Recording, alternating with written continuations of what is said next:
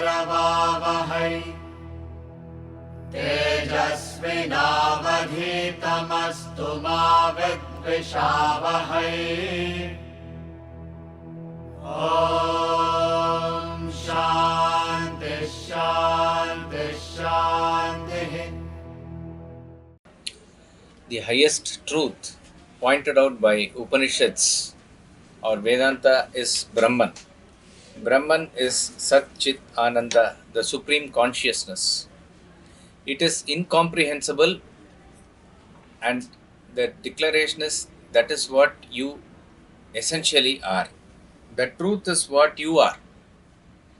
This is time and again in various ways emphasized in the Upanishads. And the truth which is incomprehensible is explained to us in the form of stories.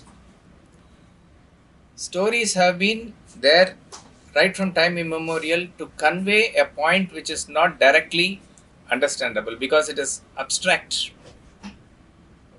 Brahman, Atman, these are all very abstract concepts for us. If story is there, all of us are able to relate to it.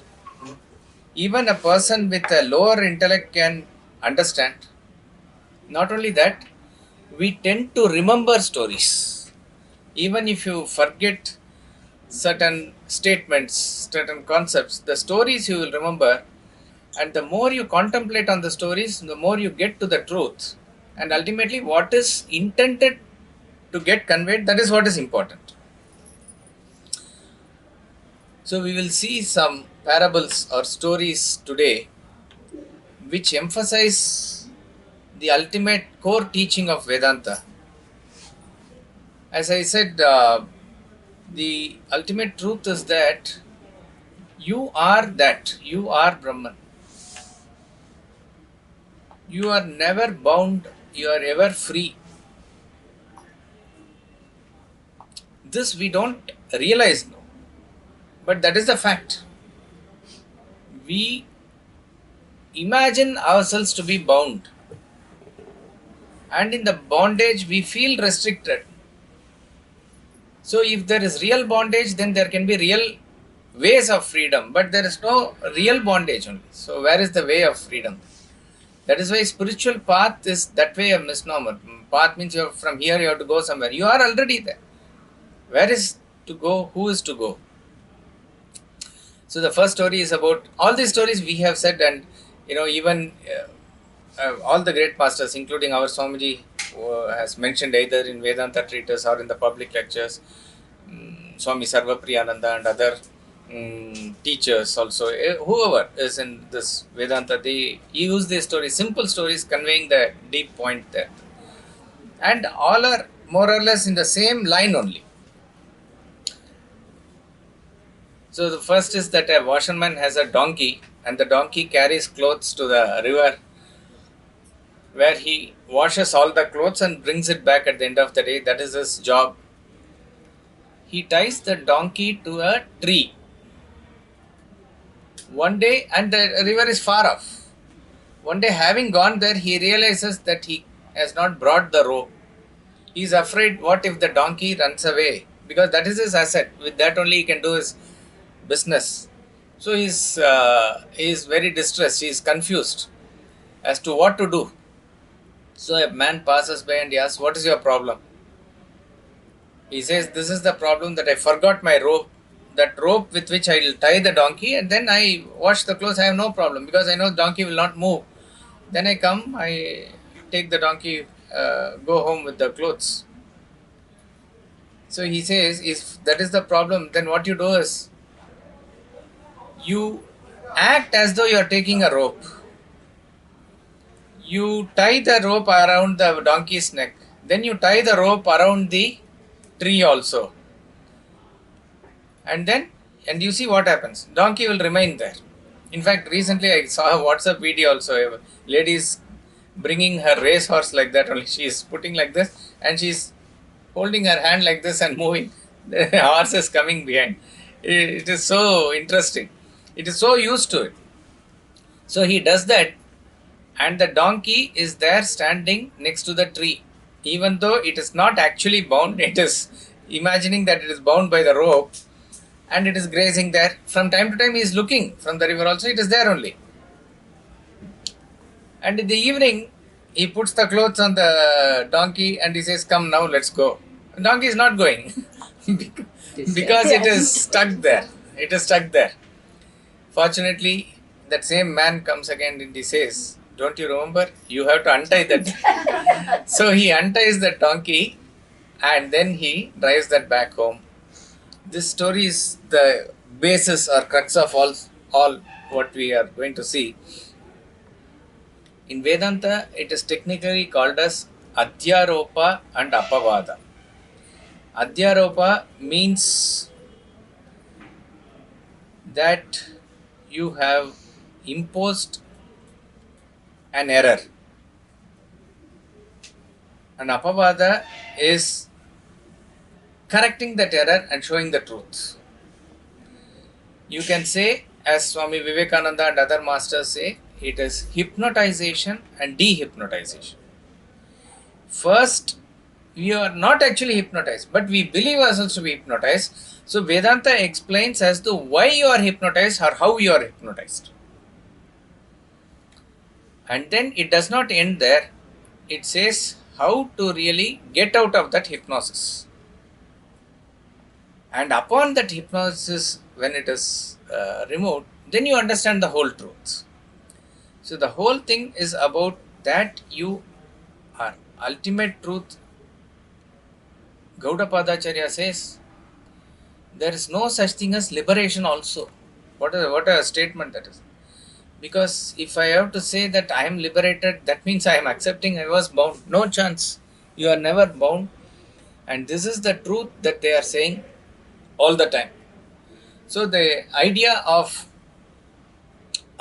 hypnotization and dehypnotization is Adhyaropa and Apavada, and that is the basis of the, or you can say the essential teaching of Advaita Vedanta.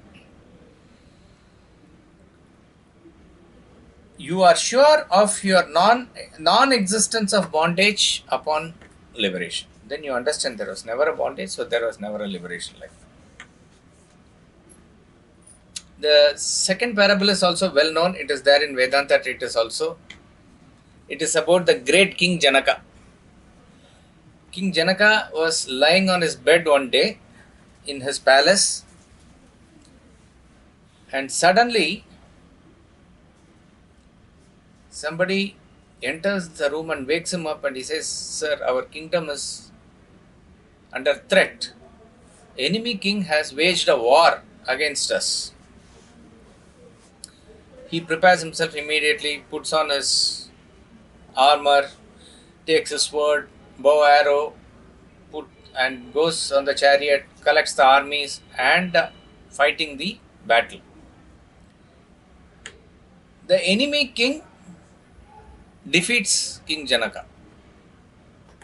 He is bound in front of the enemy, the victorious king.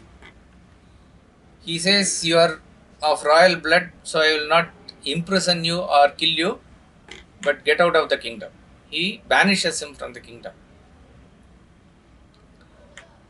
And he is so tired, he is so hungry, exhausted, maybe ashamed that this has happened also.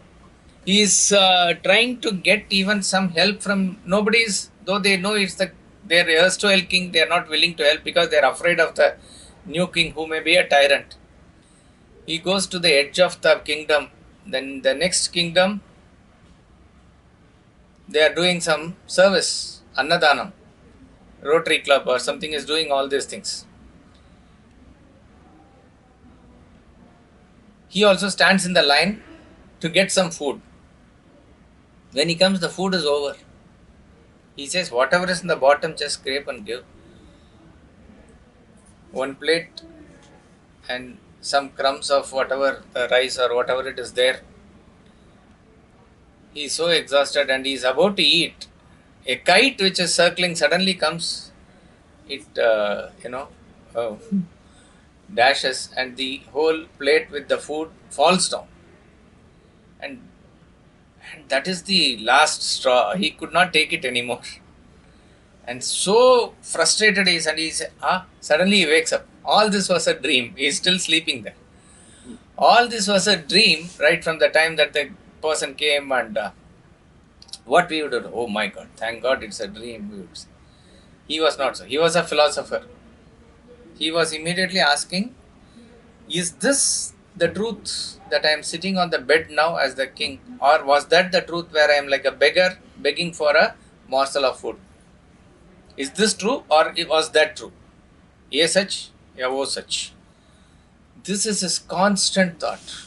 And he was not able to get out of this thought. Constantly he is caught up in this. Anybody and everybody is asking only this, ye such, ya wo such. This is true or that is true. Nothing is happening, and people are thinking that king has gone off track. Because he is so caught up in this. See, that is why King Janaka was King Janaka. Why he was a jnani is because of this. The celebrated sage Ashtavakra, who used to always visit King Janaka and have conversations with him, he heard of this because nothing is happening in the kingdom. Even if he has to sign something, he is not doing any activity. He is only caught up in this question. So sage Ashtavakra agrees to come to King Janaka and resolve the issue.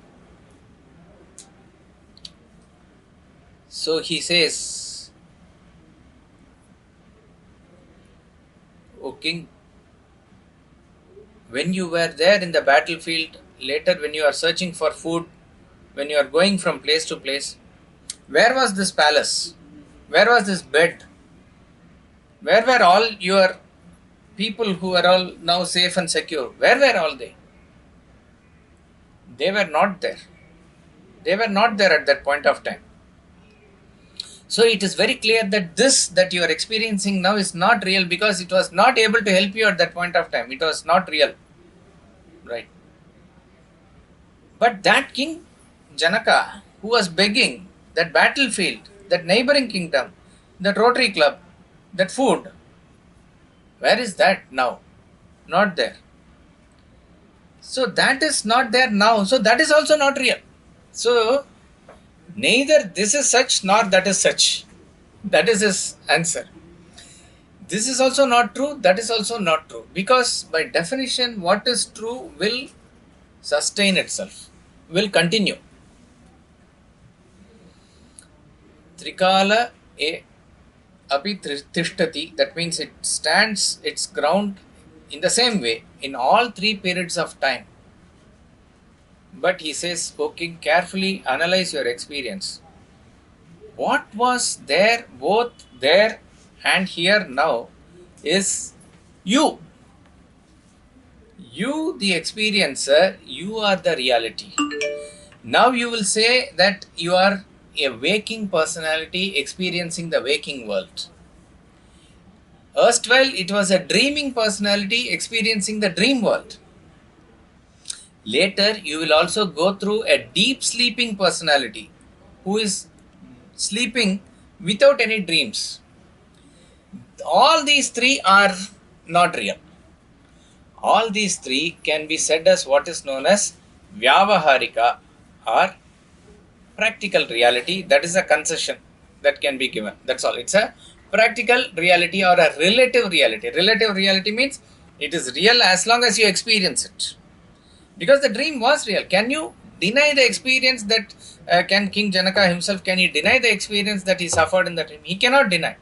It was a very, very pitiable suffering that he went through. You cannot deny it. Question is whether that experience is true or not. It is not true. Similarly, now you are experiencing happiness, goodness, everything that you are experiencing. This also you need to question. How different it is from what you experience in the dream. What is the difference at all? No difference. That is why in the highest Upanishads, Mandukya Upanishad is said to be the highest Upanishad. Highest means all Upanishads are talking about the same truth only. Shortest Upanishad, it's like an atom bomb containing the highest truth is the Mandukya Upanishad. Lord Rama tells Hanuman that if you want liberation for the mumukshus, for those who seek liberation, Mandukya is enough. Adi Shankaracharya's Paramaguru, Gaudapadacharya, he writes a Karika, which is 100 verses, 100 stanzas, which explains this Mandukya. And Mandukya cannot be read without that Karika. It is embedded in the Karika itself. That only talks about two states, dream and sleep. Why? Waking is considered dream only. There is no difference between waking and dream. And this truth, O king, you need to understand. You are not the waking personality. You are not the dreaming personality. You are not the deep sleeper personality. You are the real self, Tattvamasi. That is the knowledge given by sage Ashtavakra.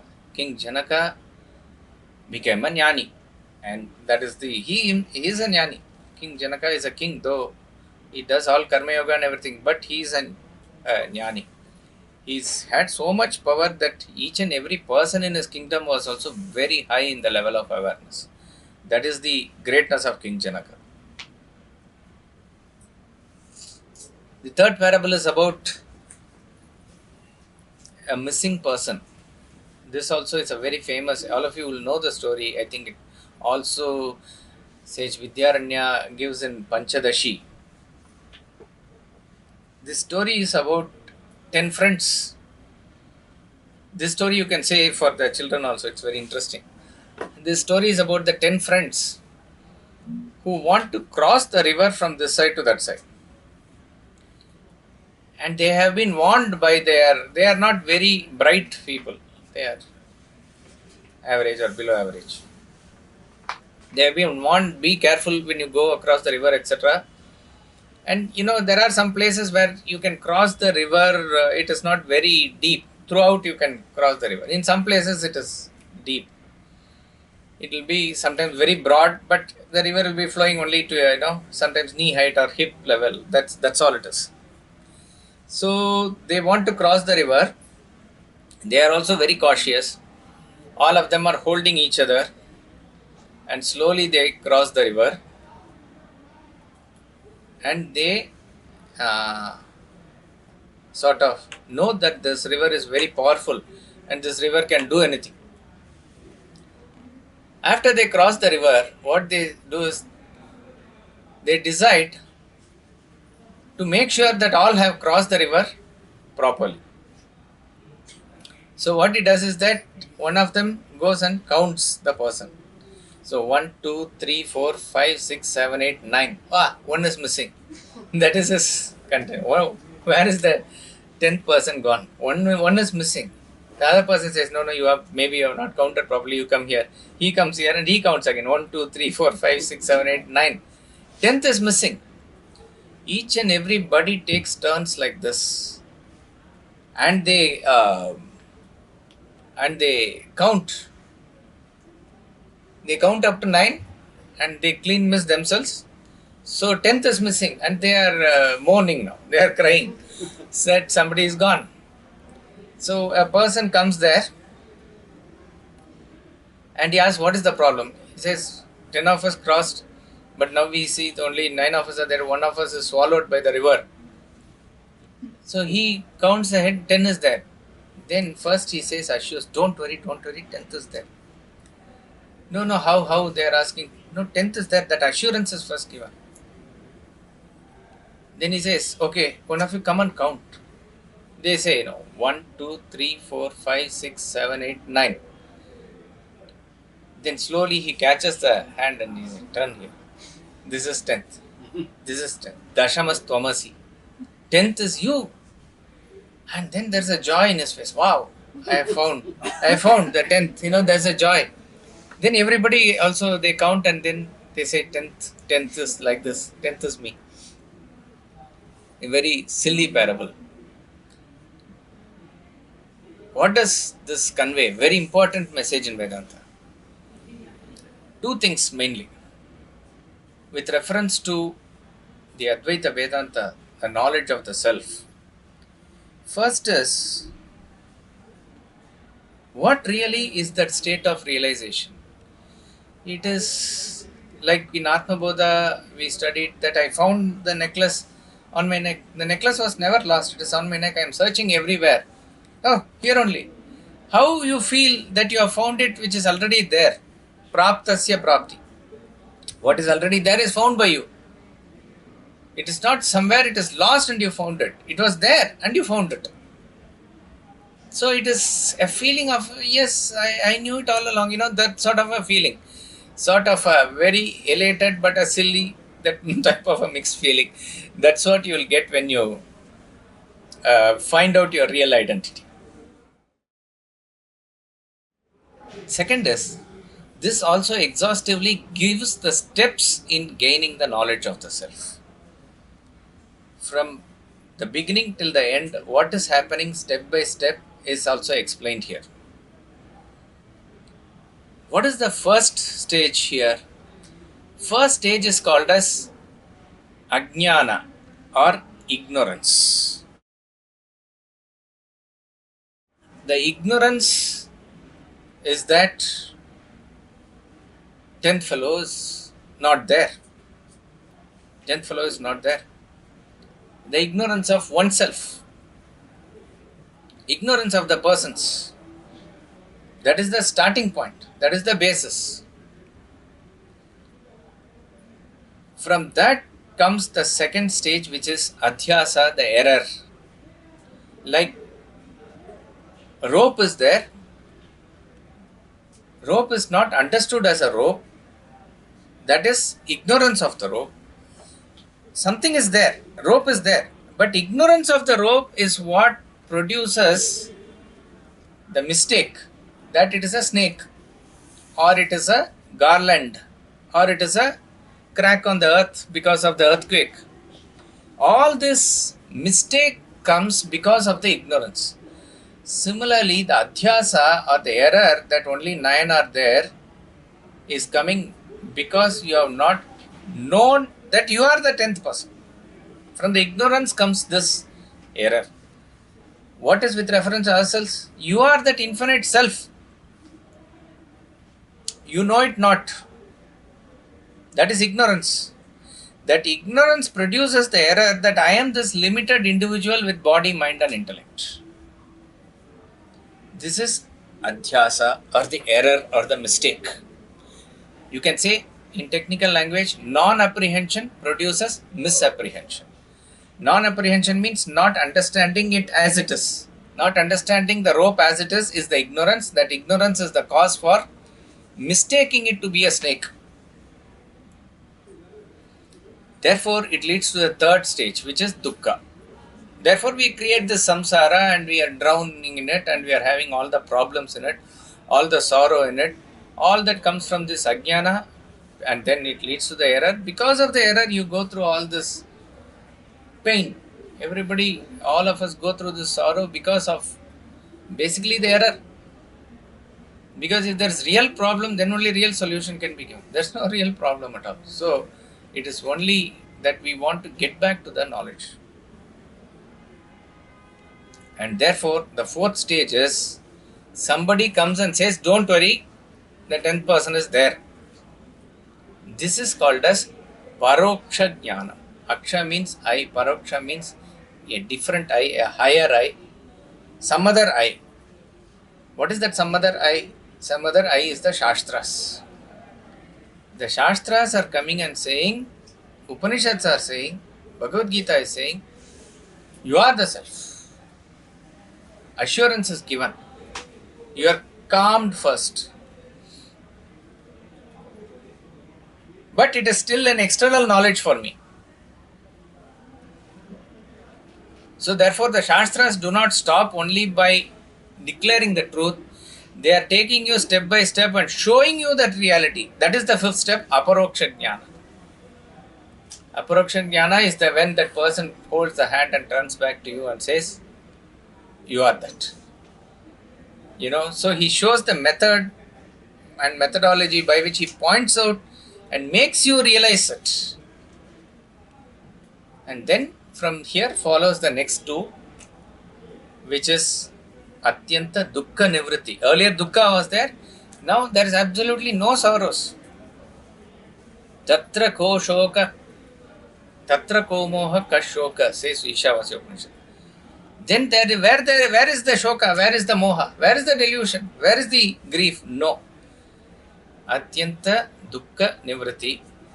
And then Atyanta Sukha Ananda Prapti, you can say. Ananda Sukha, whatever. Here the context is Ananda. Ananda means that supreme bliss. Ananda is different from Sukha. Technically, Sukha and Dukkha are pairs of opposites, which we get the pleasure from the external world. That is not it.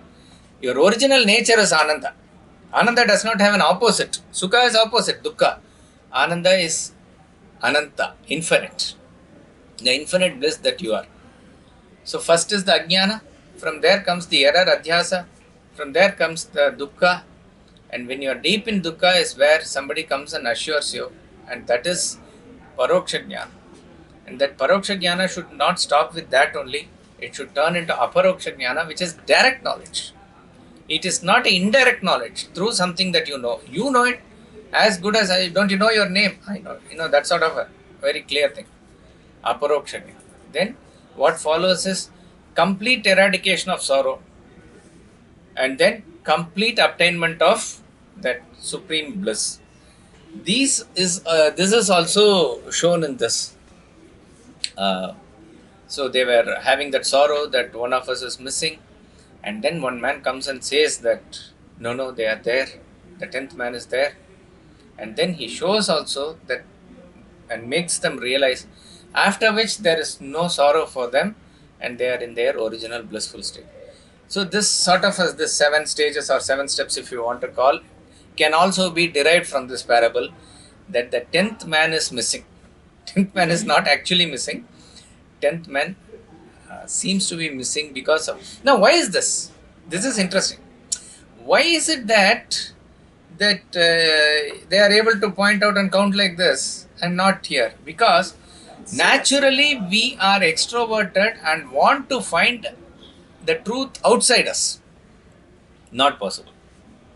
The truth has to be found by turning inward.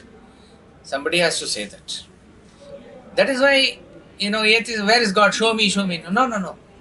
It is not an object of comprehension for you. It is the subject which comprehends. The subject you have forgotten. Any other knowledge you have to objectively analyze and understand, and that is where science helps us.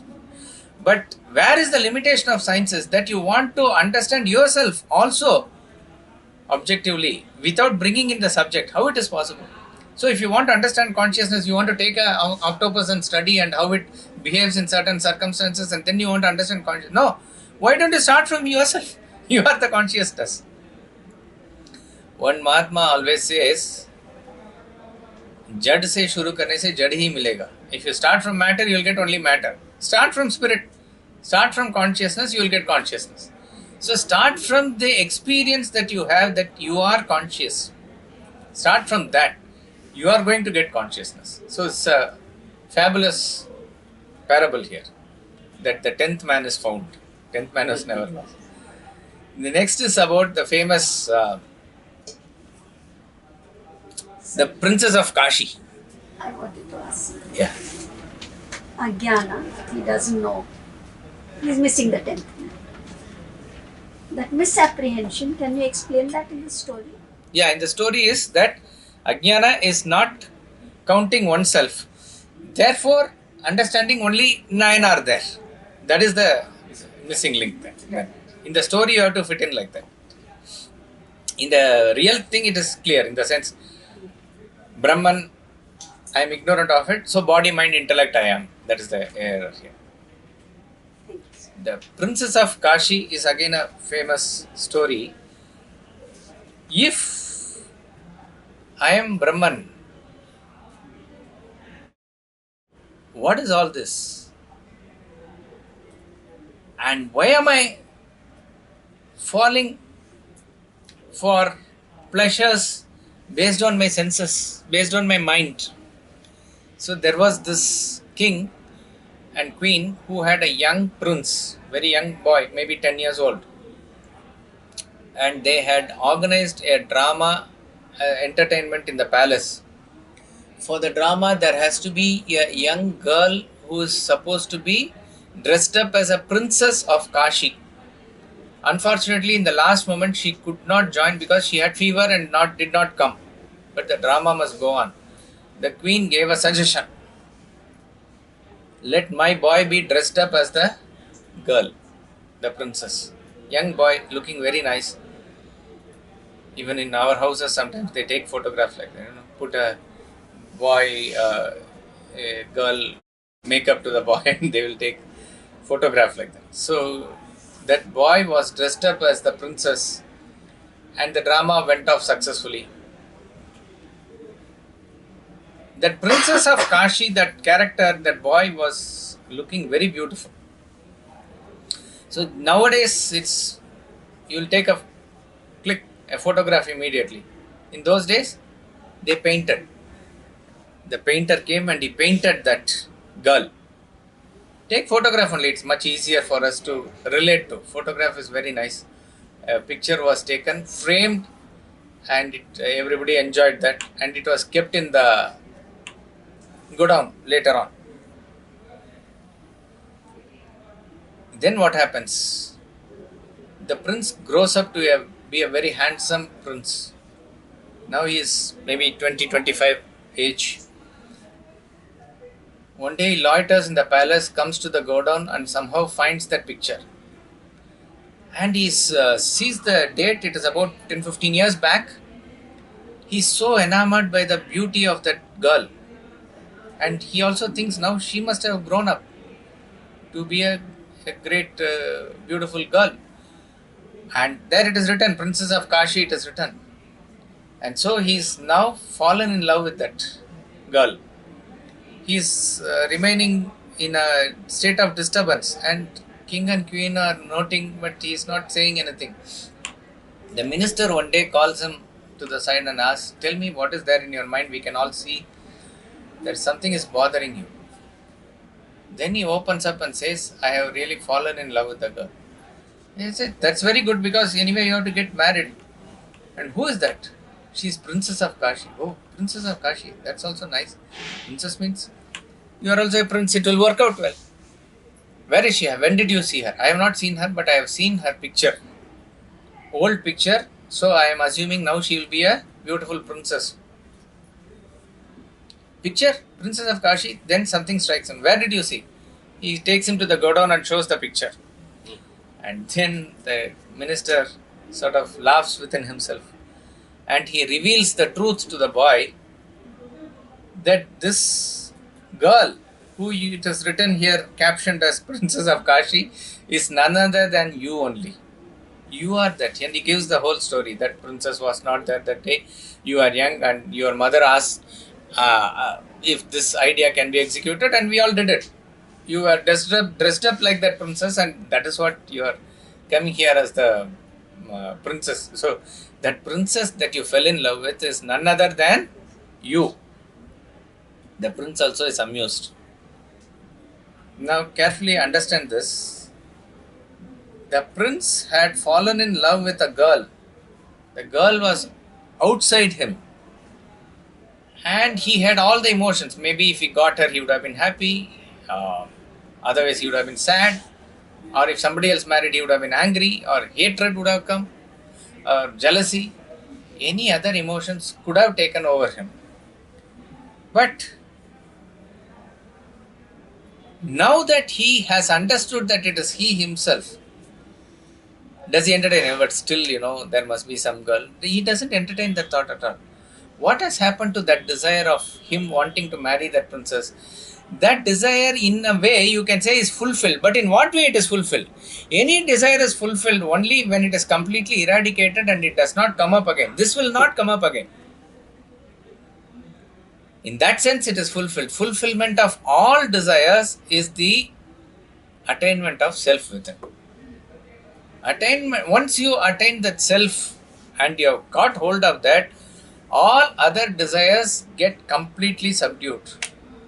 Having known this truth, you need not know anything else. You have understood the ultimate reality, ultimate truth. So therefore, what is the lesson here?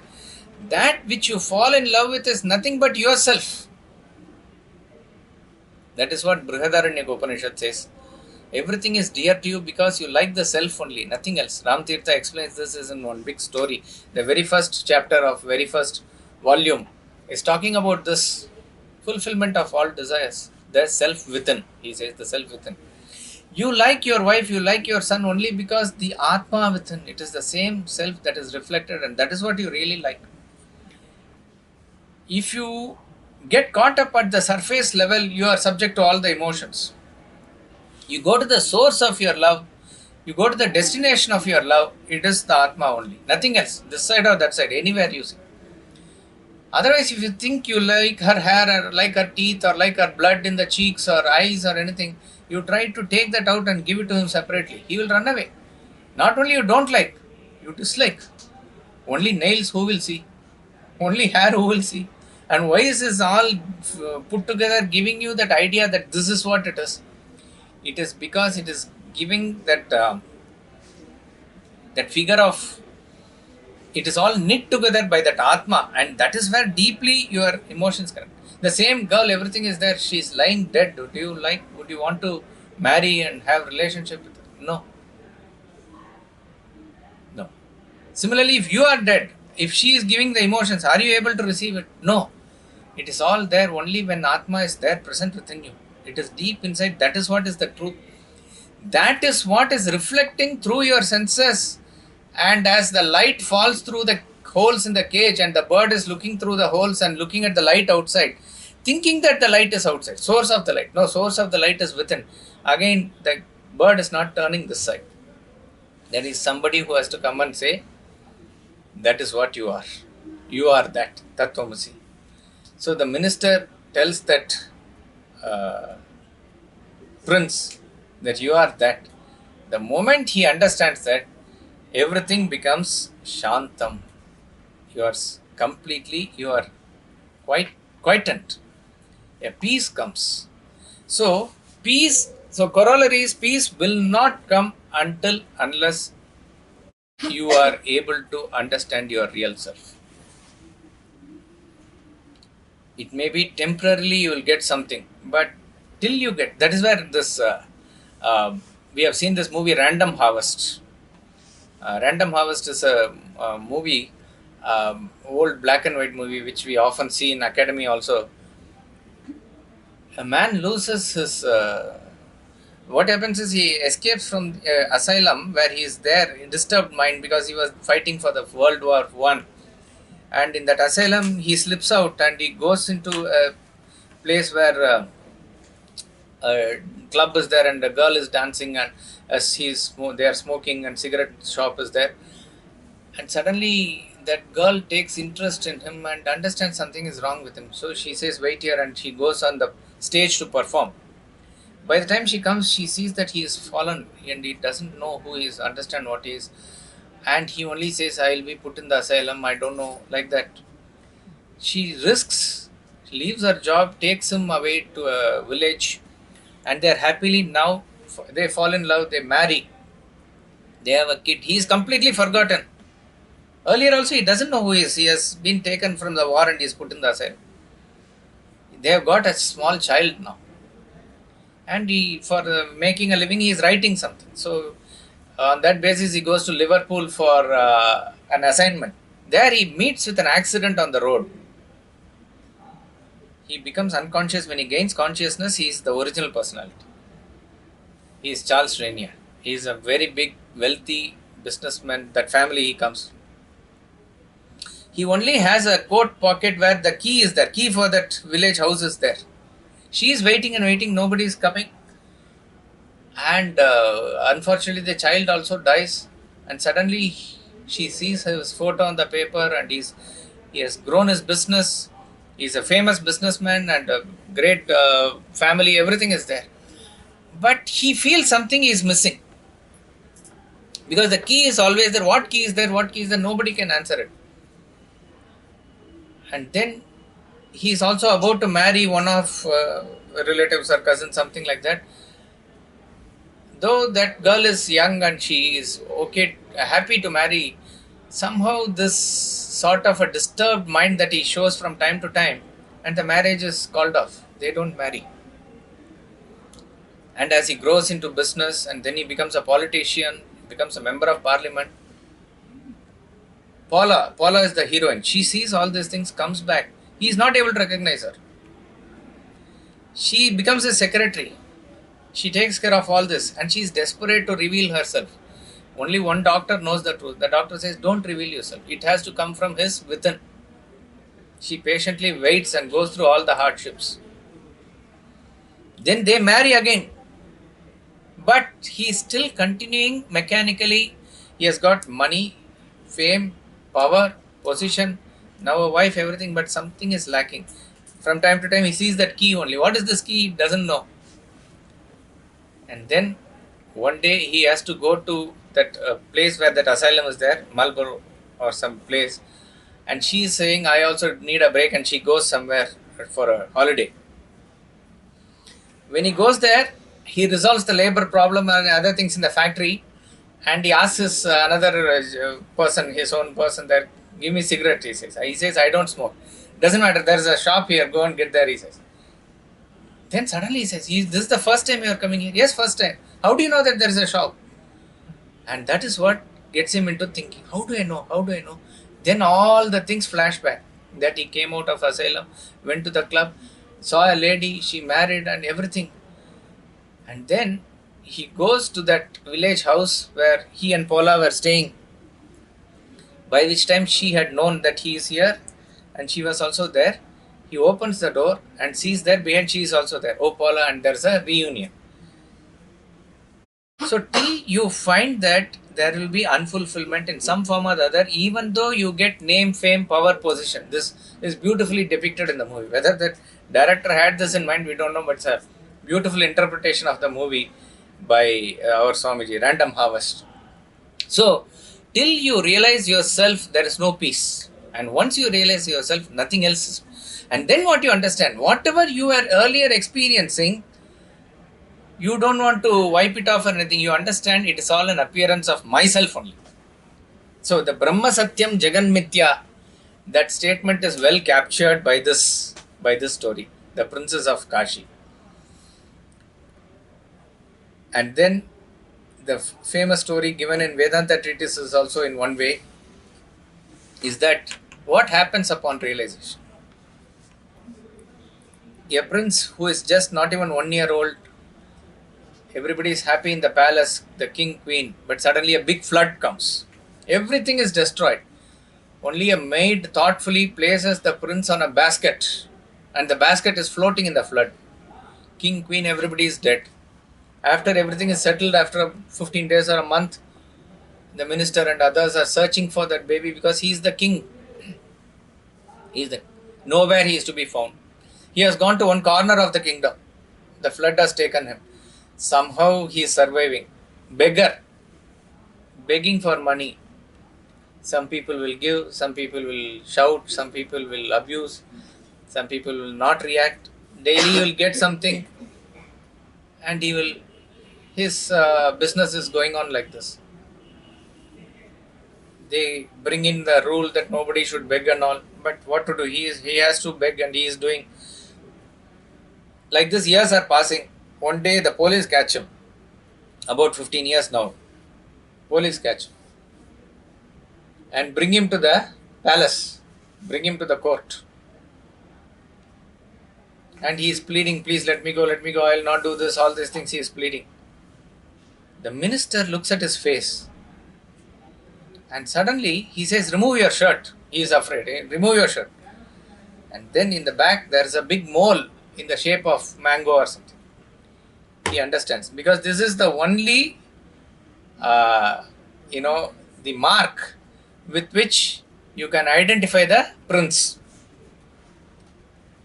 They all say, you need not beg anymore. You are the prince. You are the future king. You are our king. You are already the king. He wants to run away. Catch him. They catch him and say, no, you are to be in the throne. And then it takes about few months to a year for him to completely settle down in that post and understand and get established that he is the king. He is Since it is there in his blood, he is smoothly now taking over the activities of the kingdom. 1 year later, what he does is, he has kept his old beggar clothes intact. Incognito, he goes to the same old corner of his kingdom, puts on the dress and starts begging. Some people give money, some people shout at him, some people are abusing, some people don't care about him, some people think, where are you all these days? That sort of a feeling they have. At the end, again, he collects some money. He is amused, comes back to the palace and he sleeps. What is the difference between this beggar who has just now experienced the begging and the erstwhile beggar who was begging for 14 years, 15 years? Is that, has he suddenly and newly become a king? No, he was the king right from the beginning. He was the king. What had happened? He was not aware he was the king. Then what happened? Somebody has to come and say, you are not the beggar, you are the king. That very moment is the breakthrough actually. That very moment is the breakthrough. But for him, it takes time to establish himself. There is nothing that he is gaining further anything, but he gets time to establish. After that, in that state of establishment, he can do whatever he wants. He can go back to begging. Nothing is going to affect him. Earlier, there was affectation. If he didn't get money, he will cry maybe. If he got more money, he was happy that day. But all that is nothing compared to what is his experience now, which is no affectation at all. He firmly knows, and like a actor on the stage who firmly knows that he is so and so, he is Utpal Dutt or he is Amitabh Bachchan, and then he is playing the role of whoever. He is playing Hamlet in the play. Like that, he knows he is the king and he is playing that role there. That's all it is. What does this show? This shows that the breakthrough happens only once, and the moment you know you are infinite, that very moment you are infinite. But there is, when I say but, there is no additional suffix to that. You are that. That time itself you know it. Again, you are king from the beginning, you are self from the beginning, but you know at one point of time. That very moment you are millionaire. It may take some time to consolidate.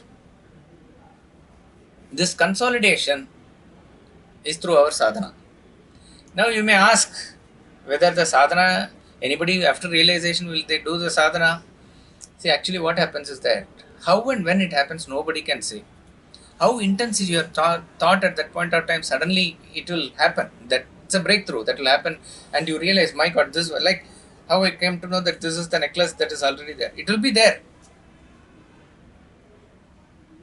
But what happens is that in order for you to get established, it is said, Paramahamsa or Mother Sharda Devi with their power, they were able to as though give Sakshatkar to the devotees or disciples. But they have to further get firmly rooted and established in that.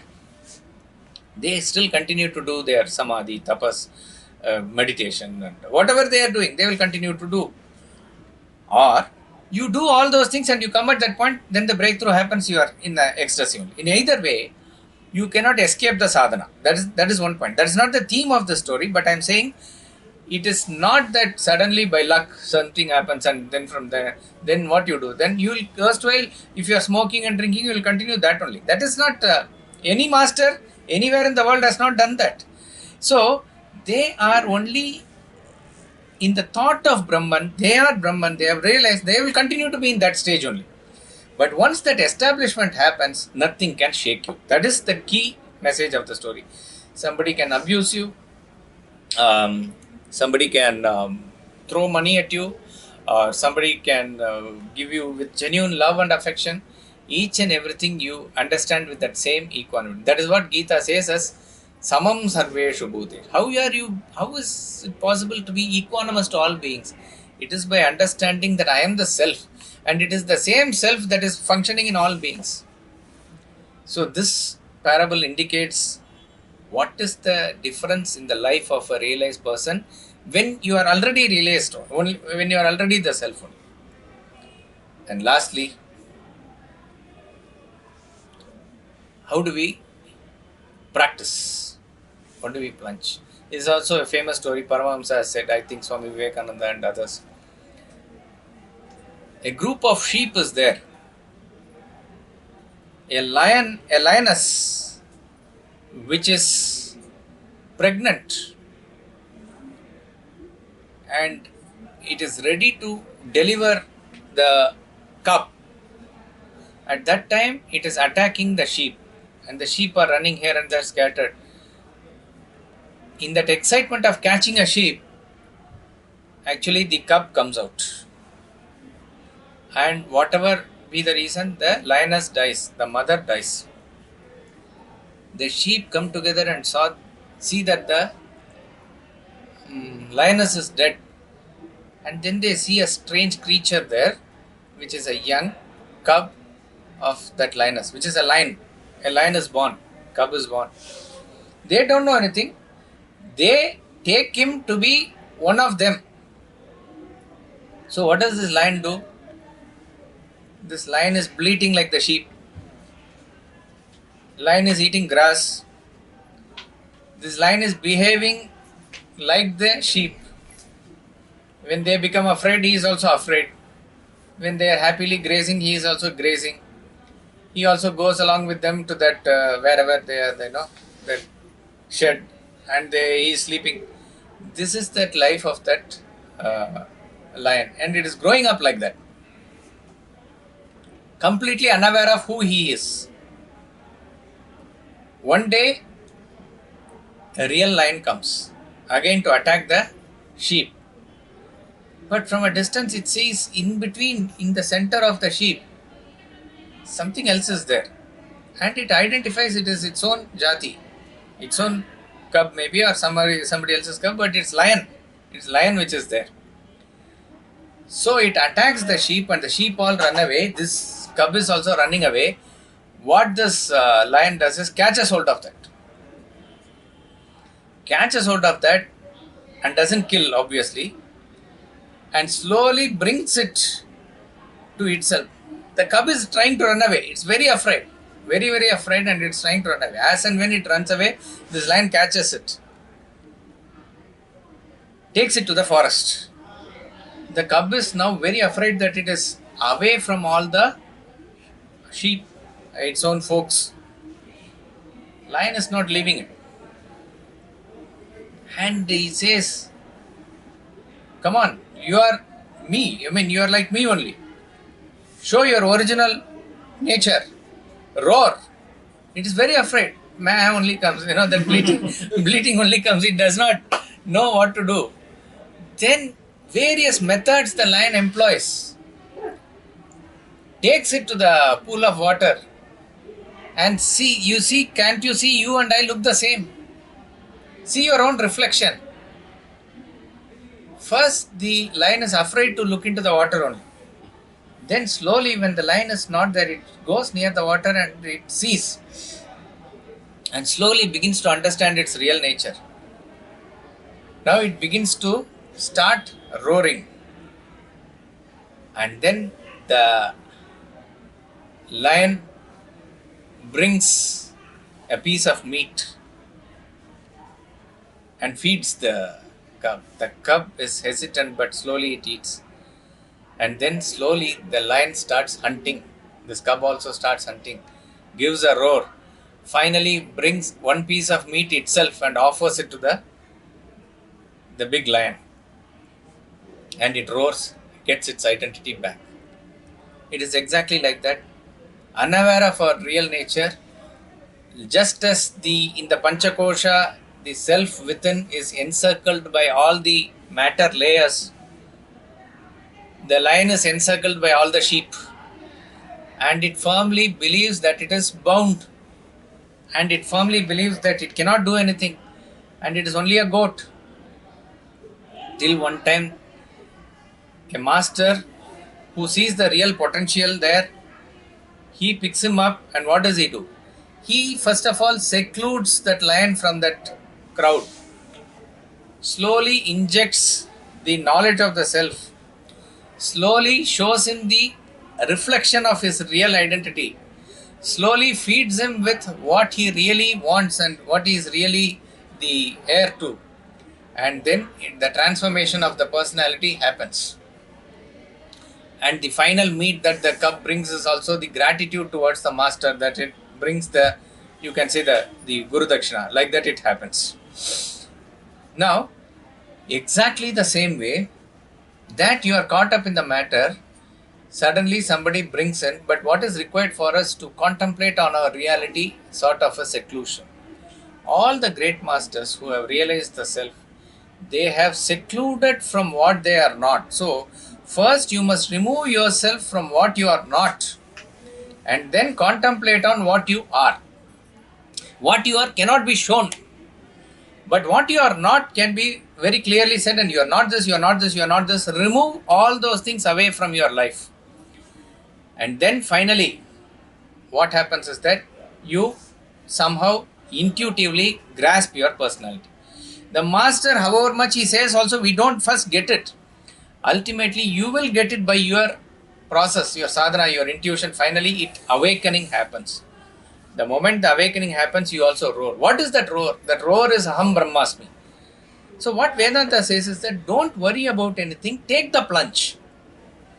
We are very afraid to let it go. Always.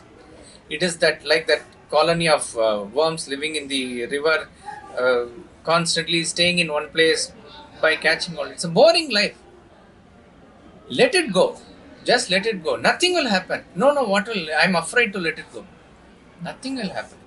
In each and every issue also, it is that once you know what the reality is, you have to take the plunge to catch it. And then that roar comes, Aham Brahmasmi. Now, in all these stories, parables, one or more than one common factor is there. First and foremost, our main thing is that the donkey is never bound. The donkey is never bound. King Janaka was never in a dream. He was always the self, King Janaka. The 10th man was never missing. There is no such thing as Princess of Kashi. You are always that person, yourself only. This boy was always the king, never a beggar. The lion was always a lion. Never a goat. Never a goat. So what is unifying principle in all these parables is that it is based on ignorance that errors create. It is adhyasa, or the error is created based on ajnana only. It is the error based on ignorance. It is not, suppose if you have real problem, then we need to seek real solution. So in the Princess of Kashi, what happened? Problem was not solved. Problem was dissolved, you can say. It was dissolved. There is no problem at all. There is no question at all. That is what Vedanta says. And most important thing that we see in all these parables is what you really are. To point out to you who is required. A minister is required. That is the Guru. Unless otherwise Guru comes and says Tattvamasi, we are not going to open up ourselves to that reality. We are going to see in the next chapter, 4th chapter. Now we will be studying the 3rd chapter. In the 4th chapter, he also says, how does the Guru come into your life? It is not by luck. It is not by accident. It is by your preparation that you draw the source of knowledge to your life. Guru comes and knocks at your door, for sure. But unless otherwise the Guru points out, in the first case, a man told that you have to tie the donkey. Then to King Janaka, Ashtavakra is there. Then for the 10th man, one man comes and says, Tattvamasi, you are that. Then for the Princess of Kashi, and in the next, it is the minister who is like the Guru. And finally here, the lion comes. So think about it. Unless otherwise we are told that we are the self, we are not going to get this knowledge. For somebody to come and tell us, you must develop that yearning. And that is what the satsang gives. See, nothing that new we are going to say. But when that thought will crystallize, in what form, in which verse when you are studying, we don't know. So keep on, if you ask what is the starting point for anybody, even to your children or anybody, just let them attend satsang, that's all. 1 hour in a week, somewhere something will go into their head, where it and how it will react, you don't know. Subconsciously it will react. Then an inquiry will start. Once the inquiry starts, you draw that right source of knowledge, who is the guru in your life, who will come and say Tattvamasi. You are that. Once he says from his level, that deeply penetrates and hits you hard. From that time onwards, you are this. The moment you know, that itself is a relief. Yes, it will take time to actually get established in the truth, sadhana, all that is there. But the moment I know I am a millionaire, I am sleeping on the pot of gold, but I don't know it is hidden. Somebody comes and says it is there hidden. That very moment, even though I am still poor, etc., I am a millionaire. It will take time to effort to get that out, and let it take time. But that very moment somebody says, that time itself relief is there. And imagine that ultimate bliss when you are firmly established. Any other joy is no additional joy. We studied in second chapter, it's like a rivers pouring into ocean. You keep on adding water after water, nothing happens to the ocean. Thank you. No problem. Yes, sir. So you said you like your son or daughter because the self reflects in you. So why do we not like someone? Then the self doesn't reflect.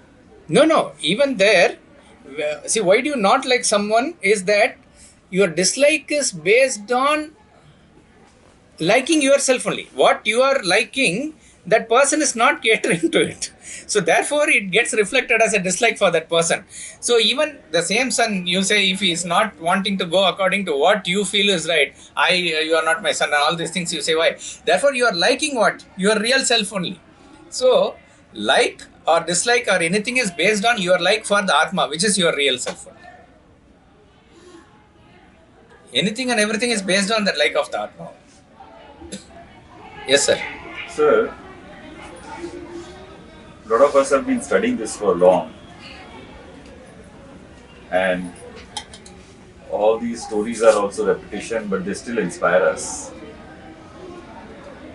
When you're talking about the sadhana, so we are studying, let us say some of us are studying 3 hours a week, or some of us are studying 5 hours a week.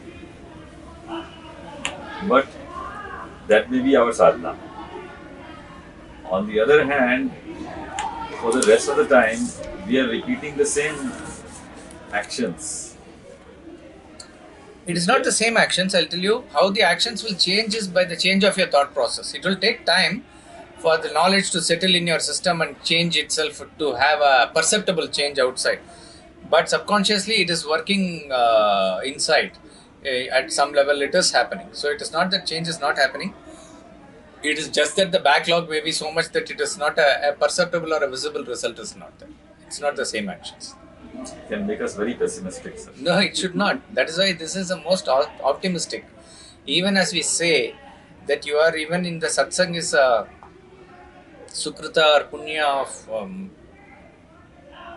millions of janmas of karma that you have done to even get into a satsang. So it is a very optimistic philosophy. You can, without ego, raise your collar and say that you are a privileged person. Yeah. What is the difference between the bliss of self-realization and the happiness of waking state? Happiness of waking state is we go through sorrow and joy in the happiness in the waking state through contact of the sense objects, through cessation of agitations. Bliss of self-realization is a permanent joy, which is infinite, which is unbroken. It is called Akhanda Ananda. Right, we conclude.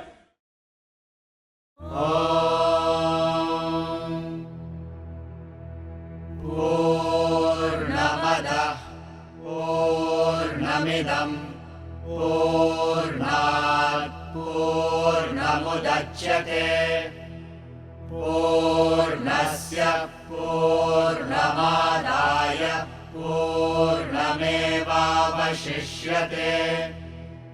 ॐ शान्ति शान्ति शान्तिः।